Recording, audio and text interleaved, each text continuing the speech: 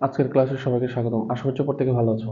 তো আমরা সংখ্যা পদ্ধতি চ্যাপ্টারটা শিখছিলাম, তারই কথায় আমরা আজকে শিখব কিভাবে অক্টাল থেকে বিসিডি কোডে রূপান্তর করতে হয়। চলো শুরু করি। পাশে আমি একটি চার্ট লিখে রেখেছি। তো চার্টটা কিভাবে আমরা টেকনিক্যালি মনে রাখবো সেটার একটা ক্লাস আমরা শিখেছি। সেই ক্লাসটার লিঙ্ক আমি ডিসক্রিপশন বক্সে দিয়ে রাখবো, সেখান থেকে দেখে এটা ক্লাসটা করো, তাহলে সহজ হবে আমার মনে হয়। তো চলো শুরু করি। এটা একটা অক্টাল সংখ্যা।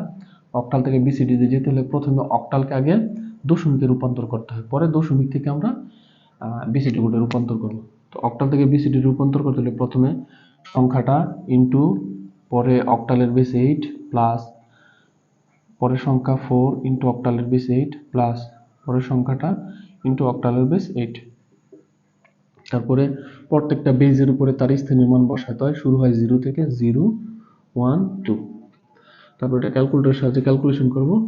8 স্কোয়ার করলে 64, 64 দুগুণে 128, এটা হলো 4টা 32, এটা হলো 0,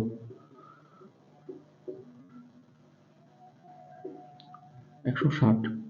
তাহলে দশমিক হলো 160। এখন দশমিক থেকে আমরা এখন বিসিডি করব।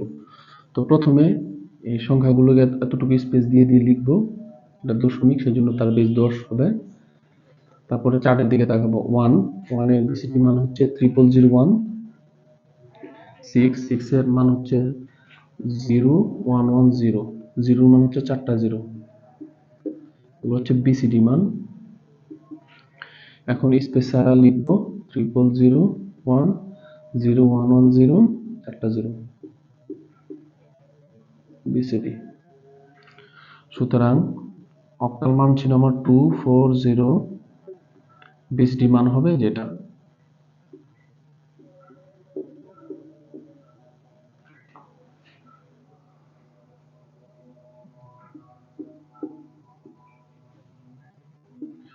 অক্টাল এত হলে বিসিডি তার মান এত। আশা করছি বুঝতে পেরেছো, খুবই সিম্পল একটা মেথড এগুলো। সেজন্য মূল বিষয় হচ্ছে আমাদের চারটা, আর এই বিষয়গুলো আমরা কিন্তু সংখ্যা পদ্ধতির রূপান্তর চ্যাপ্টারে শিখেছি।